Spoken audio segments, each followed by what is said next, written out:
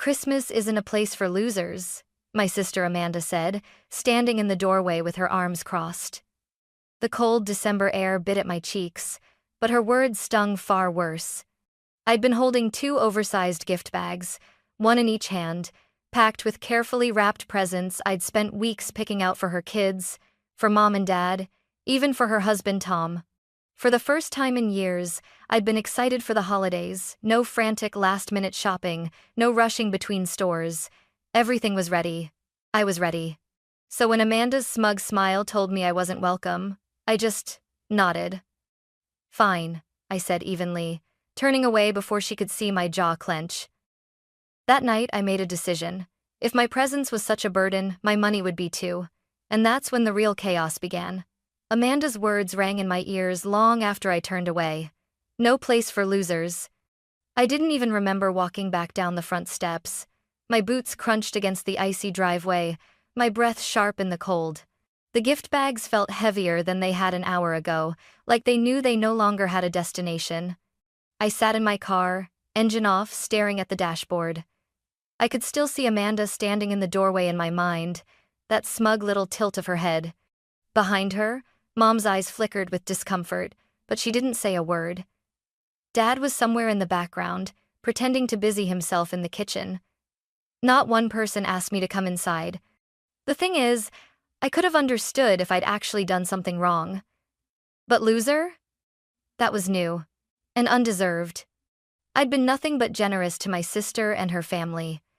For years, I'd been the one footing the bill for her kids' school supplies, sports uniforms, even that big summer camp they bragged about on Facebook. I'd helped them through emergencies, real ones, not the forgot to budget for the electric bill kind of emergencies, though I covered those too. And now I was being turned away at Christmas. I gripped the steering wheel, knuckles white, then finally shoved the keys into the ignition. I was halfway down the street before I realized I didn't have a single answer. Why this year? Why now?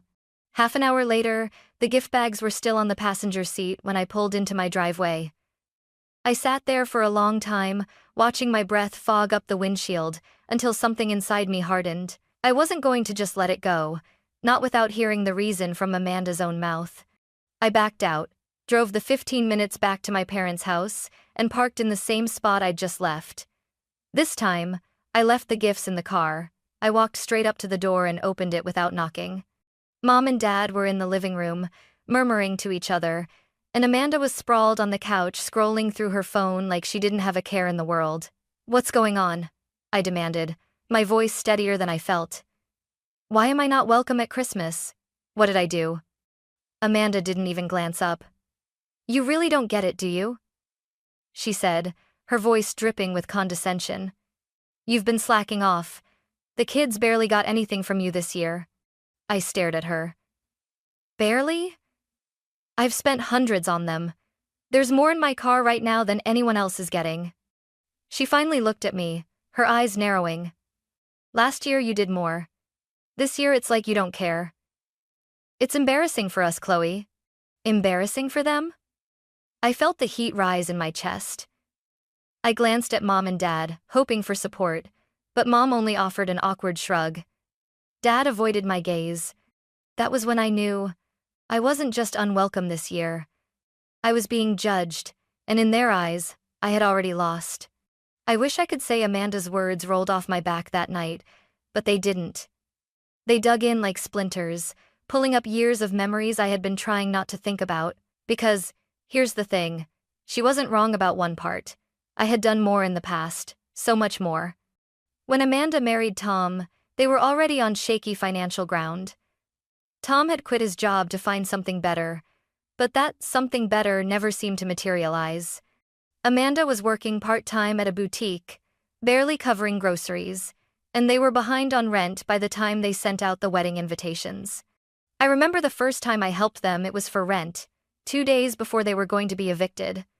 Amanda had called me crying, saying she didn't know where the kids would sleep. I wired the money without hesitation. I told myself it was temporary, that once Tom found work and Amanda picked up more hours, they'd be fine, but temporary turned into permanent. When their car broke down, I paid for the repairs. When the twins needed new laptops for school, I bought them. When Tom's business idea needed startup capital, I wrote the check even though I had no idea what the business actually was. And every Christmas, I went all out. Not just for the kids, but for Amanda, for Tom, for Mom and Dad too. I loved seeing their faces light up. I told myself I was doing it because family helps family. But somewhere along the way, the gratitude started to fade. My gifts became expected, my help became an obligation. And the few times I said I couldn't pitch in, like when I was saving for a down payment on my own place, Amanda made me feel like I was letting everyone down. One year, when Tom's hours were cut and they couldn't afford summer camp for the kids, Amanda said, "I guess they'll just sit at home all summer, bored." The way she said it made it sound like I was personally ruining their childhood. So I paid for camp. Looking back, I see it now. I trained them to see me as a safety net. Not just for emergencies, but for every bump in the road. And I think that's why this Christmas stung so badly. Because I had already done so much too much, and the one year I didn't overextend myself, I was punished for it. As I drove home after that second confrontation, my hands tight on the steering wheel, the truth settled in my chest like a weight. This wasn't about the gifts. It wasn't even about Christmas. It was about control. And Amanda hated that. For the first time in years, she didn't have it. The morning after Christmas Eve, I woke up to an odd stillness. No pinging phone notifications. No cheery, "Merry Christmas" text from Mom. Not even one of Amanda's passive-aggressive group messages. It was quiet. I lay in bed for a few minutes, staring at the ceiling, letting the reality of last night settle. I had been publicly humiliated by my own sister, dismissed by my parents, and somehow painted as the villain for not spending enough on her kids. The worst part? None of it surprised me anymore. By the time I made coffee, I'd decided. I was done. Done being the wallet in the family. Done bending over backwards to meet Amanda's unspoken quotas for acceptable generosity. I didn't make a big announcement. I didn't send a dramatic text or write a long, self-righteous email. I simply stopped. No more Venmo transfers when they were short on rent. No covering sports fees or school trips. No surprise packages arriving at their doorstep just because. If they wanted to see me as a burden, fine. Let them feel what life was like without me footing the bill. Days passed. Christmas came and went without a single message from Amanda or my parents. New Year's Eve was the same. My phone sat on the coffee table all night, screen dark. Midnight came and went, and the silence felt heavier than any insult Amanda had thrown at me. Part of me had hoped, maybe foolishly, that at least my parents would reach out. That Mom would say she regretted how things went down. That Dad would finally speak up for me. But they didn't. Instead, the absence of contact became its own message. They were fine without me. Or at least, they wanted me to think they were. I told myself it didn't matter. That I was fine without them too. But I'd be lying if I said the quiet didn't ache sometimes. There were moments pouring my morning coffee, driving home from work when I'd instinctively think, I should call Mom, before remembering how she'd stood by while Amanda called me a loser. By the second week of January, I realized something unexpected. The silence wasn't just a punishment. It was a test. Amanda was waiting for me to break, to call her first, to apologize for not doing enough, but I wasn't going to. If they wanted distance, I'd give it to them. And if Amanda thought she could shame me back into being her personal ATM, she was about to find out she'd miscalculated badly. It was a Tuesday evening in late January when the pounding started. At first, I thought it was a delivery too loud. Maybe, but still possible. I was halfway through making dinner, a pot of pasta bubbling on the stove. The knocking didn't stop. When I finally opened the door, Amanda stood there, cheeks flushed from the cold, coat half-zipped. Tom was behind her, his hands buried in his pockets, eyes darting anywhere but mine. "We need to talk," Amanda said, brushing past me like she owned the place. The sharp scent of her perfume filled my hallway. "Nice to see you too," I muttered, closing the door. She didn't waste time. "You've made your point, Chloe, but this is getting ridiculous. The kids barely have what they need. Tom's been doing everything he can." I barked out a laugh, cutting her off. "Everything he can?" Last I heard, he was between opportunities and working on something big. Tom bristled but stayed quiet. Amanda's tone sharpened. This isn't about him. This is about you. You've always helped before, and now, suddenly, you've decided you're too good for your own family? I crossed my arms. No, I've decided I'm done being treated like a bank. Big difference. Her eyes narrowed. You think you're punishing me, but you're really punishing the kids. That one landed like she intended hard. Right in the chest, but I didn't let her see it. The kids are your responsibility. Tom's responsibility. Not mine. Amanda glanced at Tom like she was expecting backup. He shifted uncomfortably, then muttered, We're just asking for a little help until things get better. I took a deep breath, steadying my voice. And how many times have I heard that exact sentence? Things never get better. They just get more expensive. Amanda's cheeks reddened, and for a second I thought she might cry. Instead, she jabbed a finger toward me. You've changed. You used to care about this family. Now you're selfish. That word selfish hit like a slap.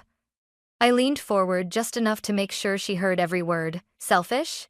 You stood in Mom's doorway and called me a loser because I didn't spend enough on your kids. You think that's caring? You think that's family? Amanda's jaw tightened, but she didn't answer. Here's the truth, I said, my voice low. I'm done financing your life. If you want more, earn it. If you can't, then figure it out. But don't come here expecting me to fix it for you. The silence between us stretched. Finally, Amanda spun on her heel, pulling the door open so hard it rattled. Tom followed without looking at me. The click of the door closing behind them felt final. But something told me this wasn't over. Not by a long shot. 2 days after Amanda and Tom stormed out of my house, my phone rang with an unfamiliar number. Normally I'd let it go to voicemail, but something made me swipe, accept. Hello? Is this Chloe Harper? The voice was male, calm, professional. Yes, who's calling? My name is Daniel Ross. I'm an attorney here in Boston. I represent a client who has concerns about certain financial matters involving your family. Do you have a moment to discuss? My stomach tightened. Financial matters? What does that even mean? I can't go into detail over the phone, he said evenly. But it involves monetary contributions you've made to your sister Amanda and her husband Tom. Specifically how those contributions were used. A cold, prickling sensation spread down my arms. Who's your client? He hesitated. Just enough for my pulse to pick up. Amanda's husband's financial activities have come under review, and my client believes you should be made aware. I'd like to invite you to my office tomorrow morning. I almost hung up. Almost told him to talk to Amanda directly. But something in his voice measured. Deliberate made me think there was more to this. Fine, I said. Text me the address. The next day, I sat across from Daniel Ross in a sleek office lined with dark bookshelves and framed degrees. He slid a folder across the desk toward me. My client is someone you know, he said. It's Amanda. I blinked. Amanda, she hired you? She did, Daniel confirmed. She came to me with concerns about Tom's handling of the money you've given them over the years. She recently discovered evidence suggesting that Tom has been diverting those funds into a separate account, one she didn't know existed. I opened the folder. Inside were bank statements, screenshots of transactions, even photographs of receipts. This account, Daniel said, tapping a page, received direct transfers matching the times you provided financial assistance. But the expenditures from that account are unrelated to household or child expenses. I scanned the list. Online trading platforms, upscale restaurants, weekend hotel bookings, expensive electronics. My chest tightened. You're telling me, I said slowly, that while I was paying for their kids' summer camp and rent, Tom was what? Playing day trader and living it up? Daniel nodded once. That's what the records suggest. I leaned back in my chair, trying to process. And Amanda just found this out? She suspected for a while, but had no access to his financial accounts. The discovery came after she found a bank statement in his desk. I let out a sharp, humorless laugh. Of course. And I bet she's keeping this quiet from my parents. That's up to her, Daniel said carefully. My role is simply to inform you so you can protect yourself. She thought it was only fair you knew. I stared at the folder again. Years of emergency calls. Years of Venmo transfers with little notes for the kids, school fees, rent. And all this time, a portion of it was going to Tom's personal slush fund. I felt angry. Betrayed. Stupid. But above all, relieved. Relieved to have proof that I wasn't crazy. Relieved that my decision to cut them off wasn't heartless, it was necessary. "What does Amanda plan to do?" I asked. Daniel's expression shifted. "She's considering her options. Separation is one possibility. She's focused on securing her children's stability first." A part of me wanted to cheer for her. Another part wanted to remind her she'd stood silently by while I was humiliated at Christmas. Instead, I closed the folder and pushed it back toward him. "Tell her I got the message. And tell her she's stronger than she thinks." When I left the office, Boston's winter wind cut straight through my coat, but my mind was buzzing too much to feel the cold. I knew Tom would find out I'd been told. And when he did, he'd come running with excuses, maybe even accusations. I wasn't wrong. That night, my phone lit up with his name. Against my better judgment, I answered. "You've been talking to Amanda," Tom snapped, no greeting. Feeding her lies. I laughed outright. "Oh, that's rich. You think I'm the liar here?" "She's making a big deal out of nothing." "Nothing?" My voice rose. "You hid money from your own wife. You blew it on God knows what while I covered your bills. You think that's nothing?" A pause, then a sneer I could hear through the line. "You don't understand the pressure I'm under." "No, Tom," I cut in. "I understand it perfectly. You just don't like that the free ride's over." I hung up before he could respond. My hands were shaking, but for the first time in years it wasn't from guilt. It was from finally knowing the truth. 2 days after Tom's angry phone call, Amanda's name flashed on my screen. For a second, I considered letting it go to voicemail, but something told me this wasn't going to be the usual guilt trip. I picked up. "Amanda." She didn't waste time. "Did Tom call you?" Her voice was tight, cautious. "Yeah." He wasn't thrilled. There was a pause, then a sigh. I confronted him. About the account. The money. He admitted some of it, but he's still trying to make it sound like it's no big deal. I leaned against the counter, staring at the coffee cup in my hand. "Amanda, it's thousands of dollars. Money you thought was going to the kids." "I know," she said quietly. "I've been making excuses for him for years, Chloe. I didn't want to see it. But after Christmas, after how he treated you," her voice cracked, "the kids deserve better than this." I didn't know what to say. Part of me wanted to remind her she'd stood silent while I was called a loser in front of our parents. Another part wanted to protect her because I knew how hard it was to admit you'd built your life around someone who was hollow at the core. "What are you going to do?" I asked finally. "I'm not sure yet," she admitted. "I'm talking to Daniel about my options. Separation, maybe more." I let out a slow breath. "Whatever you decide, I've got your back. But you need to understand I can't go back to the way things were. I'm not going to be your safety net." "I'm not asking you to," Amanda said, and for once I believed her. "I'm asking you to just not give up on me completely." We talked for another 15 minutes, most of it awkward small talk that felt like trying to patch a cracked vase with glue. But when we hung up, I realized something had shifted. This wasn't Amanda the accuser, Amanda the entitled sister. This was Amanda, the woman who'd finally seen her husband for who he was, and was trying to figure out what came next. The next week was quiet, almost eerily so. No texts from Tom, no surprise knocks at my door. I started to think maybe they'd both retreated to lick their wounds. Then, one Saturday morning, Amanda texted, "We need to meet, just us." We met at a coffee shop halfway between our places. She looked tired, older, even her hair pulled back in a loose bun, no makeup. "I told him I want space," she said as soon as we sat down. "He didn't take it well, but I can't keep pretending this is normal." I studied her face. There was no smugness, no defiance, just exhaustion and, under it, a flicker of resolve. "Do you have a plan?" I asked. She nodded slowly. "I'm looking for rentals, something small. I'm not telling him until I'm ready to move. The less time he has to interfere, the better." For the first time in months, I felt a swell of something other than anger toward her. Respect, maybe. Relief. I mean it, Chloe, Amanda said, wrapping her hands around her coffee cup. I'm sorry. For Christmas. For letting it get this far.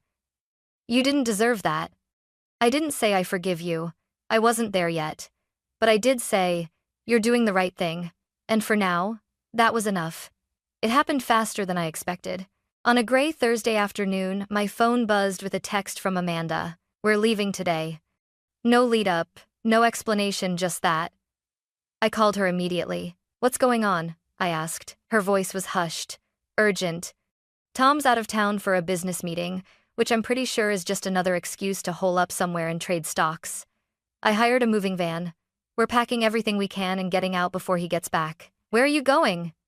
I found a small rental 2 towns over, month to month, just enough space for me and the kids. She hesitated. I don't want him to know where we are until I've sorted things out legally.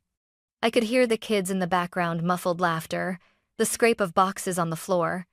It hit me that they had no idea how much their lives were about to change. What do you need from me? I asked. I hate to even say this, Amanda began, her voice dropping. But I'm short on the deposit and first month's rent. I wouldn't ask if— Say no more, I interrupted. I'll cover it. It surprised me how easily the words came. This wasn't like before writing checks into a bottomless pit. This was helping her take a step toward independence. By the time we hung up, I was already transferring the money. 2 days later, Amanda sent me a photo of her and the kids sitting cross-legged on the floor of their new place, pizza boxes open, a small Christmas tree in the corner even though it was already mid-January. We're okay, the caption read. I wanted to believe it. Tom, predictably, didn't take the news well. He called me within hours of finding the house empty.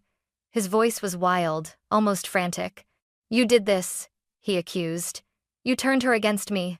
You've ruined my life. I let him rant. When he finally paused for breath, I said, maybe if you'd spent less time gambling with her trust and my money, she wouldn't have had to leave. His response was a string of curses before he hung up. I stared at my phone for a long moment after the call ended, realizing that I didn't feel shaken. I didn't feel guilty. I felt free. In the weeks that followed, Amanda settled into her new routine. She got a part-time job at a local bookstore, enrolled the kids in their new school, and started talking about saving for her own car. For the first time in years, I wasn't propping her up, I was just standing beside her. And that made all the difference. A month after Amanda moved out, I drove to visit her. Her little rental sat on a quiet street, the kind where kids rode bikes without looking over their shoulders. The front porch was cluttered with potted plants, a sure sign she was making it her own. When she opened the door, the smell of fresh coffee and cinnamon rolls drifted out. The kids were sprawled on the living room floor, doing homework, arguing over crayons in the easy, harmless way siblings do. You look lighter, I told her, stepping inside. Amanda smiled, small but real. I feel lighter. We sat at the kitchen table, and for the first time in years, our conversation wasn't about money. It was about the kids' new friends, her job at the bookstore, the little victories of everyday life. At one point, she reached across the table and squeezed my hand. I know, I said some awful things at Christmas. I wish I could take them back. I met her eyes. You can't. But you can make sure the next Christmas looks different. She nodded, a determined glint in her gaze. Back in my own house that evening, I unpacked the gift bags I'd never delivered. Some of the presents had been meant for Amanda's kids' board games, sweaters, books. I set them aside to mail to her. The rest I kept. Not out of spite, but as a reminder. A reminder that generosity without boundaries turns into obligation. A reminder that family isn't a license to take without giving. A reminder that I don't have to buy my way into anyone's love. Tom still calls sometimes, though I never pick up. I hear he's blaming everyone but himself, spinning stories about how Amanda abandoned him, how I poisoned her against him. Let him talk. His words don't stick anymore. Because here's the truth. The day Amanda called me a loser, I believed her if only for a moment. But now I know better. A loser is someone who refuses to face their own mess, who drags everyone else down with them, and I walked away from that. So when I think about last Christmas, standing on my parents' porch with those heavy gift bags, I don't feel the sting anymore. I feel relief. Relief that I set the boundary. Relief that Amanda found her way out. Relief that I finally learned the difference between helping and enabling. No place for losers, Amanda had said. Fine. I guess that means I finally found my place.